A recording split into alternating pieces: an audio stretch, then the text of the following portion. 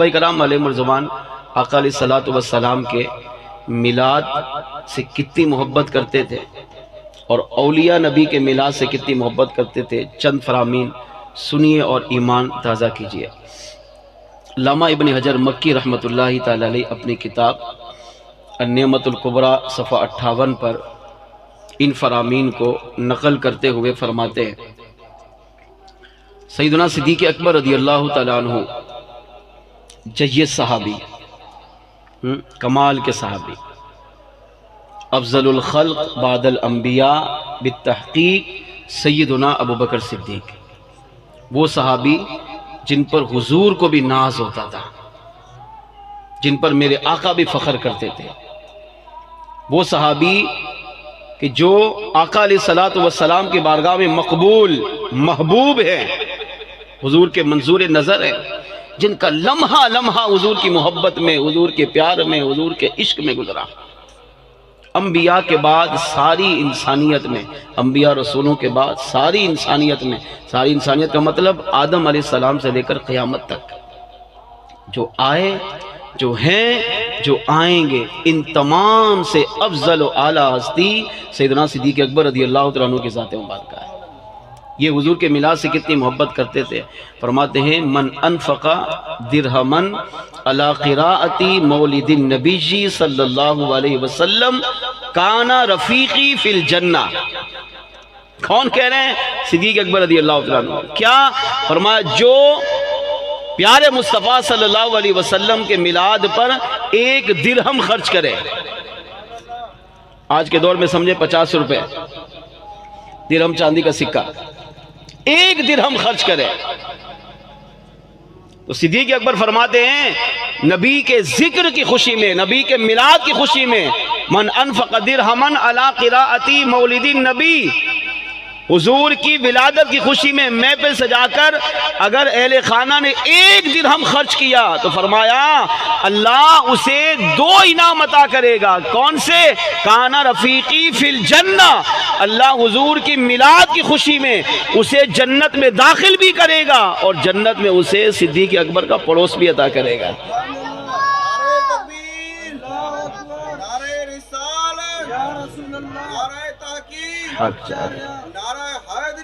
صدیق اکبر کہاں ہوں گے؟ یا غوثیان کہاں ہوں گے؟ جنت الفردوس میں آقا کے ساتھ۔ دنیا میں آقا کے ساتھ رہے، آج مزار میں بھی حضور کے ساتھ ہیں، جنت میں بھی حضور کے ساتھ ہوں گے، مگر صدیق اکبر میلاد منانے والوں کو بھولے نہیں۔ اچھا، ایک درہم خرچ ہوتا ہے نہیں ہوتا؟ ایکو لگتا ہے، لنگر پکتا ہے، ٹھیک ہے، مسلمان آتے ہیں، اہتمام ہوتا ہے، ڈیکوریشن کا خرچہ ہوتا ہے، ہزاروں لاکھوں روپے خرچ ہو جاتے ہیں، تو ایک درہم تو پکا ہے نا۔ تو فرماتے ایک درہم پر آپ سوچیں یہ انعام ہے، تو جو مسلمان اس سے زیادہ کرے گا اللہ اسے کتنی برکتیں عطا کرے گا۔ فاروق اعظم رضی اللہ تعالیٰ عنہ کا فرمان سنیں، فاروق اعظم رضی اللہ تعالیٰ عنہ ارشاد فرماتے ہیں وقال عمر من عظم مولد النبی صلی اللہ علیہ وسلم فقد احیا الاسلام۔ خالی محفل میلاد میں جانا نہیں ہے، محفل میلاد میں جا کر اس کی تعظیم بھی کرنی ہے، اس کا ادب بھی کیا کرنا ہے۔ ادب کیا ہے؟ توجہ رکھنی ہے، ادب سے بیٹھنا ہے، احترام کرنا ہے محفل کا، اس کو عام محفلوں کی طرح نہیں سمجھنا۔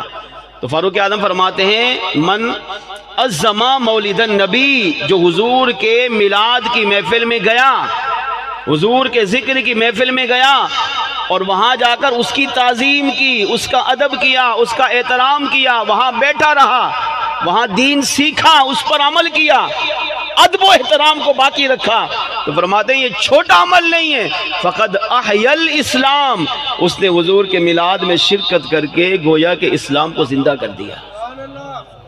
اسلام کا ایک عمل ختم ہو رہا تھا، دین کے دشمن یہود و نصارہ اسلام کو مٹانے کی کوشش کر رہے تھے، مسلمان کو نبی کے دین سے دور کر رہے تھے۔ محفل میلاد منانے والے نے میلاد کی محفل سجائی، لوگوں نے شرکت کی، تو انہوں نے آ کر وہ یہود و نصارہ جو دین اسلام سے دور کرنا چاہتے تھے، آپ میلاد کی محفل میں آئے، گویا کہ آپ یہود و نصارہ سے دور ہو کر اسلام کے قریب ہو گئے۔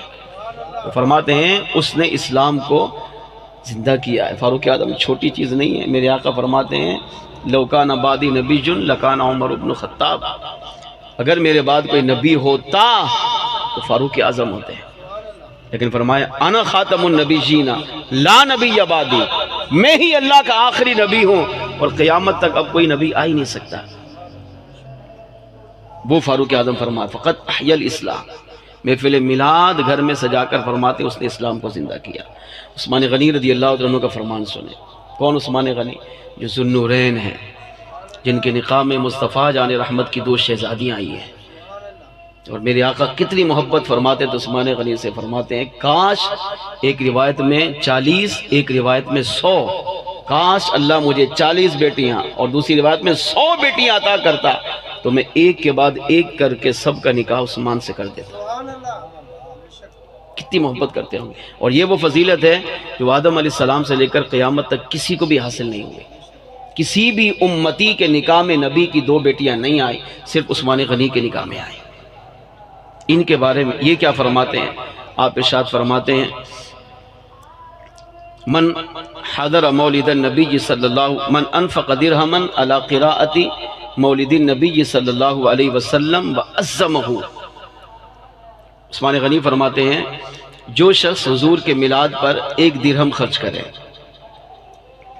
وعظمہ اس کی تعظیم بھی کرے، تو اللہ اسے جزا کیا دے گا؟ فرماتے ہیں فَكَأَنَّمَا شَهِدَ غَزْوَةَ بَدْرٍ وَحُنَيْنٍ، وہ محفل میلاد منانے والا، 1 درہم خرچ کرنے والا، محفل میلاد کی جا کر تعظیم کرنے والے کو اللہ یہ انعام عطا کرے گا۔ فرمایا فَكَأَنَّمَا شَهِدَ غَزْوَةَ بَدْرٍ وَحُنَيْنٍ، وہ ایسا ہے جیسے اس نے غزوہ بدر اور حنین میں شرکت کی ہو۔ غزوہ بدر میں صحابہ نے شرکت کی، حنین میں صحابہ نے شرکت کی، قربانیاں صحابہ نے دی، شہادتیں صحابہ نے پیش کی، غازی صحابہ بن کر لوٹے، اور غزوہ بدر غزوہ حنین کی تاریخ پڑھ کے دیکھیں صحابہ نے بے مثال قربانیاں پیش کی، اور اللہ کریم نے غزوہ بدر کے صحابہ کو جو مقام و مرتبہ عطا کیا وہ کمال ہی کمال تھا۔ بعد والے صحابہ جو بعد میں ایمان لائے نا، وہ بھی غزوہ بدر کے صحابہ پہ رش کرتے تھے۔ عثمان غنی کیا فرماتے ہیں وہ ایسا ہے میلاد منانے والا جیسے غزوہ بدر اور حنین میں شرکت کی ہو، یعنی جس طرح اللہ نے غزوہ بدر کے صحابہ کو، غزوہ حنین میں شرکت کرنے والے صحابہ کو مقام و مرتبہ عطا کیا، اللہ ان کا صدقہ یہ برکتیں محفل میلاد مصطفیٰ منانے والے کو بھی عطا فرمائے گا۔ اور مولا مشکل کشا علی المرتضیٰ شیر خدا کرم اللہ تعالی وجہ الکریم، وہ علی کے جو ولایت کے شہنشاہ ہیں، یہ جب تک کسی ولی پر مہر نہیں لگاتے اللہ اس کو ولایت ہی عطا نہیں کرتا۔ ولایت ان کے در سے بڑھتی ہے، ان کے در سے تقسیم ہوتی ہے۔ وہ مولا علی جن کے نکاح میں شہزادی کونین خاتون جنت سیدۃ النساء اہل الجنہ، جو جنت کی حوروں سے بھی افضل و اعلیٰ، اور دنیا میں جب صحابہ نے حضور سے پوچھا بی بی فاطمہ الزہرا رضی اللہ عنہ کے بارے میں تو آقا علیہ السلام نے فرمایا یہ انسانی حور ہے، اللہ نے انسانی حور بنا کر دنیا میں بھیجا ہے۔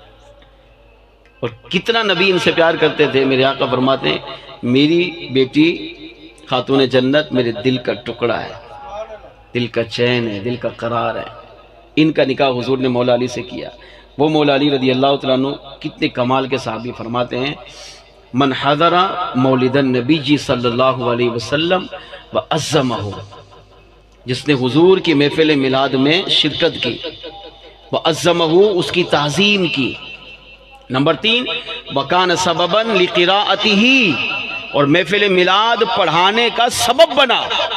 مثال کے طور پر اسپیکر ہے نا، یہ بھی میلاد منانے کا سبب ہے، یہ مائک استعمال ہو رہا ہے، یہ بھی میلاد منانے کا سبب ہے۔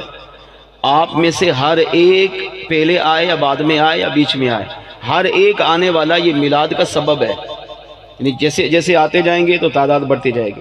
کھانا میلاد کا سبب ہے، ایکو ساؤنڈ میلاد کا سبب ہے، علماء مشائخ سادات بزرگان دین کا آنا میلاد کا سبب ہے، یہ ڈیکوریشن لائٹنگ یہ جھنڈیاں یہ سارے میلاد کا سبب ہے۔ تو مولا علی پر قربان جائیے کتنا خوبصورت جملہ فرمایا وَكَانَ سَبَبًا لِقِرَاءَتِهِ، حضور کے محفل میلاد کا جا کے سبب بنا، تو فرماتے ہیں اللہ اسے 2 انعام عطا کرے گا، میلاد منانے والے کو 2 انعام عطا کرے گا۔ پہلا لا یخرج من الدنیا الا بالایمان، فرمایا وہ دنیا سے نہیں جائے گا مگر ایمان کی سلامتی کے ساتھ رخصت ہوگا۔ محفل میلاد منانے کی ایک برکت مولا مشکل کشا بیان کر رہے ہیں کہ اللہ محفل میلاد منانے والے کو دنیا میں ایمان پر رکھے گا، اور جب خاتمہ ہوگا تو حضور کے میلاد کے صدقے اللہ اسے ایمان کی دولت سے مالا مال فرمائے گا۔ اور ایمان کے ساتھ دنیا سے چلے گئے تو سمجھو دنیا بھی سنور گئی، قبر بھی جنت بن گئی، آخرت بھی سنور جائے گی۔ کیوں؟ ایمان ہی کامل ہے۔ اور دوسرا فرمایا وَيَدْخُلُ الْجَنَّةَ بِغَيْرِ حساب، اور قیامت کے دن اللہ حضور کے ذکر کی برکت سے، حضور سے محبت کی برکت سے، حضور کی محفل میلاد سجانے کی برکت سے اللہ بلا حساب و کتاب اسے جنت میں داخل فرمائے گا۔ ہم میلاد کی محفل میں کتنا خرچہ کر لیتے ہو؟ 1000 2000 5000 10000، چلیں 50000 کر لیں، لیکن عاشقان رسول کا دیکھیں، سیدنا حسن بصری رضی اللہ عنہ فرماتے ہیں وَدِدْتُ لَوْ كَانَ لِي مِثْلُ جَبَلِ أُحُدٍ فَأَنفَقْتُهُ عَلَى قِرَاءَةِ مولد النبی صلی اللہ علیہ وسلم۔